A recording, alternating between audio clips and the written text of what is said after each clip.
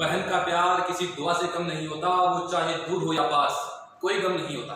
अक्सर रिश्ते दूरियों से फीके पड़ जाते हैं, पर भाई बहन का प्यार कभी कम नहीं होता। आप सभी भाई बहनों को रक्षाबंधन के पावन पर्व की हार्दिक बधाइयां और शुभकामनाएं।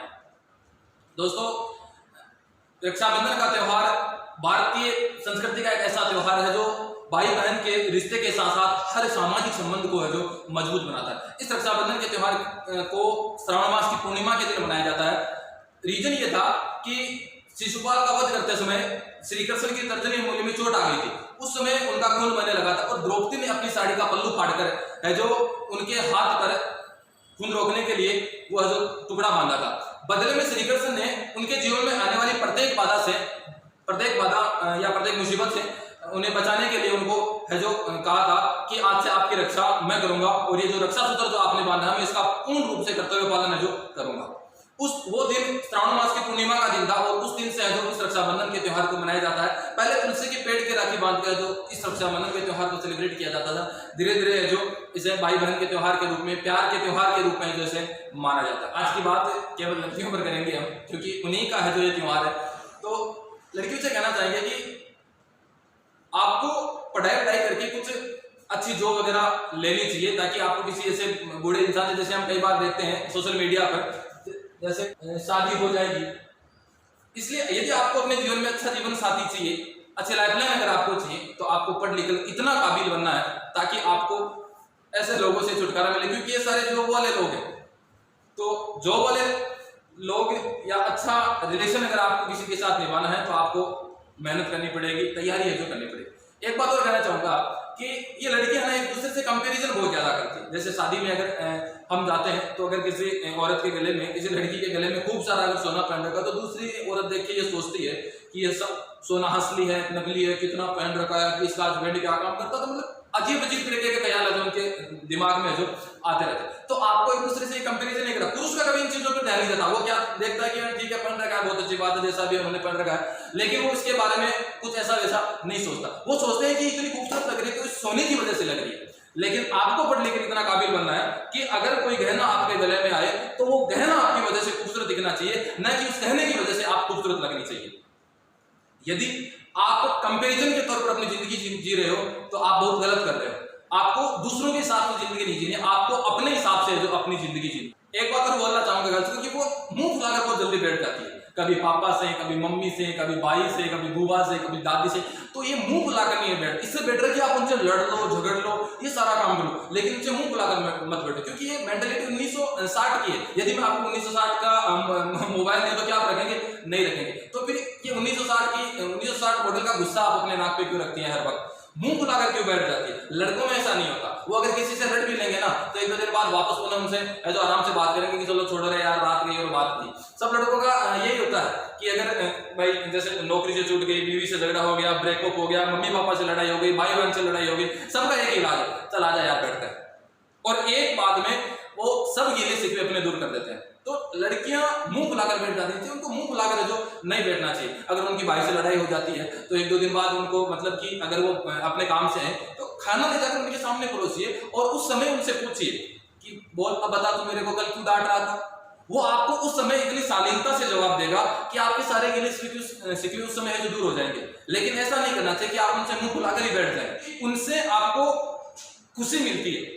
आपको हमेशा उन लोगों के लिए वक्त निकालना चाहिए, ऐसे काम के लिए वक्त निकालना चाहिए जिनको जिस काम को करके या जिनसे बात करके वास्तव में जो आपको खुशी मिलती है। दो लोगों के बीच यदि अच्छा संबंध है तो वो पक्का लड़ेंगे, बिना लड़े अच्छा संबंध निभाया ही नहीं जा सकता। जैसे दो बर्तन अगर एक जगह हो जाए तो आपस में लगते हैं अरे यही तो रिश्ते की खूबसूरती है, लड़ना और झगड़ना तो रिश्ते की खूबसूरती है। लेकिन मुंह बुलाकर बैठ जाना इसे रिश्ते की खूबसूरती है जो नहीं कहा जाता। कल को आपकी शादी हो जाएगी, आप ससुराल चली जाएंगी, उसके बाद में आपका झगड़ा होगा कभी सास से, कभी ननद से, कभी ससुर से, कभी देवर से, लड़ना झगड़ना जो होता रहता है। और ननद और भाभी का झगड़ा तो पूरे विश्व में जो प्रसिद्ध है।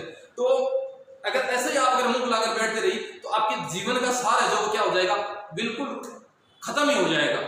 अगर जीना है तो खुशी से जीना है आपको और अच्छे से जीना है आपको, तो मुंह फुलाकर कभी मत बैठना। अगर किसी काम के लिए आपका भाई आपको टोक रहा है तो इसका मतलब कि वो आपसे प्रेम करता है, वो आपको चाहता है, वो ये चाहता है कि मेरी बहन खुश रहे, लेकिन उसकी जिंदगी में कोई ऐसी आंच ना आए जिसकी वजह से उसे तकलीफों का सामना करना पड़े। तो अगर वो आपको टोक रहा है इसका मतलब कि वो आपके हित की बात कर रहा है, वरना दूसरे लोग क्यों टोकेंगे आपको? अगर कुछ गलत भी कर रहा है तो वो क्यों टोकेंगे? आपका भाई आपको टोकेगा कि वहां तू क्यों थी, क्या कर रही थी, किसके साथ थी, कहां जा रही थी, तो वो आपको टोकेगा क्योंकि वो आपसे प्रेम करता है। एक बात और बोलना चाहूंगा मैं लड़कियों से कि आपकी जिंदगी में फचेदर आएंगे, फचेदर जाएंगे, लेकिन आपके लिए सबसे अच्छा वही रहेगा जिसे आपके पापा ढूंढ कर लाएंगे। कई लड़कियां होती है कि जल्दबाजी में डिसीजन ले लेती है, किसी दूसरे लड़के के साथ जो शादी ब्याह करके भाग जाती है। कभी आपने सोचा है कि आपके भाग जाने के बाद आपके पीछे आपका जो परिवार है उस पर क्या गुजरती है? कभी अपने दिमाग में इस चीज को सोचा है आपने कि यदि आप भागे तो आपके भाई पे क्या गुजरेगी, आपके पापा पे क्या गुजरेगी, जिन्होंने आपको पढ़ाया लिखाया, अंगुली पकड़ के उसे चलना सिखाया, उस पर क्या गुजरेगी? आपने कभी नहीं सोचा। अगर ये आप भागने से पहले अगर ये आप सोचते हैं तो आप कभी ऐसा गलत कदम है जो नहीं उठाएंगे। वो कहते हैं ना कि ना आपका बुझेगा ना असर रात को पड़ेगा, आपके भागने में फर्क कहां आपको पड़ेगा? ना आपका बुझेगा ना असर रात को पड़ेगा, आपके भागने में फर्क कहां आपको पड़ेगा? जिंदा रहे अब तलक जिनकी खातिर, जिंदा रहे अब तलक जिनकी खातिर, भागे अगर आप तो कोख मां की बेइज्जत होगी और असर बाप को पड़ेगा, कोख मां की बेइज्जत होगी और असर बाप को पड़ेगा। और पिता, पिता रोटी है, कपड़ा है, मकान है, पिता नन्हे से परिंदे का बड़ा आसमान है, पिता है तो घर में प्रतिफल राग है, पिता से माँ की चूड़ी बिंदी और सुहाग है, पिता है तो बाजार के सारे सपने हैं और पिता है तो बाजार के सारे खिलौने अपने हैं। और माँ, माँ को तो कहना है क्या उस वर्ड के बारे में, तो अगर जितना बोला जाए उतना ही कम है कि राम लिखा, रहमान लिखा, ईसा रब सत नाम लिखा, होड़ मची जब सारी दुनिया को एक शब्द में लिखने की, सबने सब दुनिया लिख डाली, मैंने माँ का नाम लिखा। सबने सब दुनिया लिख डाली, मैंने माँ का नाम लिखा। तो उस माँ बाप को जो हमारा मंदिर है उसे हम दुख दे रहे हैं, जिन्होंने हमें जीवन दिया है, भागकर हम उन्हें दुख दे रहे हैं। उस भाई को जो 20 से 25 साल तक आपकी सेवा करता, आपकी रक्षा करता है, उस भाई को आप छोड़कर जा रही है। पता है अगर 20 साल बाद भी अगर आपके भाई से किसी की लड़ाई हो जाएगी तो वो सामने वाला उसे क्या बोलेगा? ए चल, तेरी क्या औकात है, तेरी तो बहन भाग गई थी, वो भी तेरे बस में नहीं थी, तो मुझ पर क्या रोक दिखा रहा है?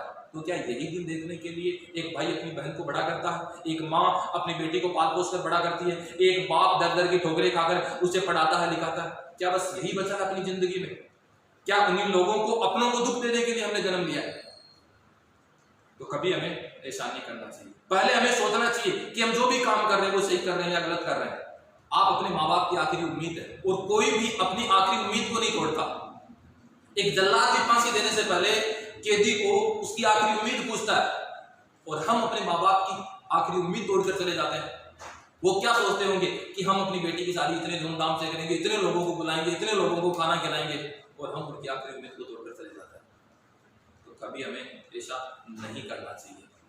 वो कहते हैं ना कि प्यार करने से पहले अंजाम देख लो, प्यार करने से पहले अंजाम देख लो, अगर ना समझ आए तो गजनी और तेरे नाम देख लो, अगर ना समझ आए तो गजनी और तेरे नाम देख लो। ये जो लड़कियां नाक पे गुस्सा रखते ना, इनसे भी मैं एक बात बोलना चाहूंगा कि कभी भी शब्दों का इस्तेमाल अगर आप करते हैं तो सोच समझ कर कीजिएगा। काफी लड़कियों की दिक्कत होती है कि वो हर कुछ ही बोल देती है, बोलने की लिमिट नहीं रखती है। आपका बोलना आपके परिवार की संस्कृति को दोहराता है, आपके समाज की संस्कृति को बताता है कि आपने किस परिवार में जन्म लिया है, आपको क्या संस्कार मिले। तो यदि आप बोल रहे हैं, जैसे वो कहते हैं ना कि भोजन करने से पहले, भोजन लेने से पहले उसे चखना चाहिए कि वो स्वाद बना या नहीं बना। तो बोलने से पहले भी हमें यह करना चाहिए कि जो शब्द हम बोल रहे हैं, जिसको बोल रहे हैं, कि वो सही बोल रहे हैं कि गलत बोल रहे हैं। तो लड़कियों की है ना सबसे बड़ी दिक्कत होती है। बाकी आप अपनी जिंदगी में खुश रहिए, मस्त रहिए। आप अपनी जिंदगी में वैसे तो कितनी ही ऊंचाई पर चले, सबको बोलना चाहूंगा ये बात कि कोई भी इंसान अपनी जिंदगी में कितना ही ऊंचा चला जाए, वो कितने स्टेप पार करने की अगर कोशिश कर रहा है तो टांग खींचने वालों की कमी नहीं है। तो यदि आप अपने घर से निकलती है तो लोगों के ताने सुनना बंद कर दीजिए। पहली बात तो ये कि लोगों की आदत है बोलने की। वो तो यदि ताजमहल भी जाएंगे ना तो वहां पर भी कमियां निकालने की कोशिश करेंगे, लेकिन कमियां हमेशा वही लोग निकालता है जिसकी खुद की कोई औकात नहीं होती। और वहां वही लोग, ताजमहल के पास जाकर वही लोग उसकी बुराई करेंगे जिनका खुद का घर ढंग से नहीं बना, जिनके पास रहने के लिए छत नहीं है, वो लोग वहां पर कमियां निकालते हैं।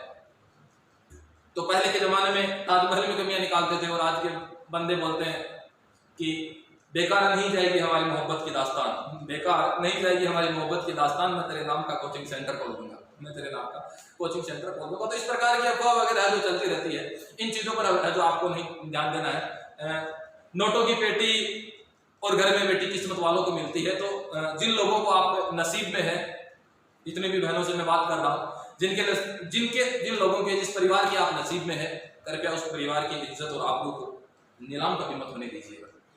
इसी के साथ साथ एक बार फिर से मैं सक्सेस ग्रुप कोचिंग संस्थान लाइब्रेरी कंप्यूटर सेंटर सबकी ओर से आप सभी को रक्षाबंधन के पावन पर्व की हार्दिक बधाई और शुभकामनाएं देता हूं। इसी के साथ जय हिंद, जय भारत।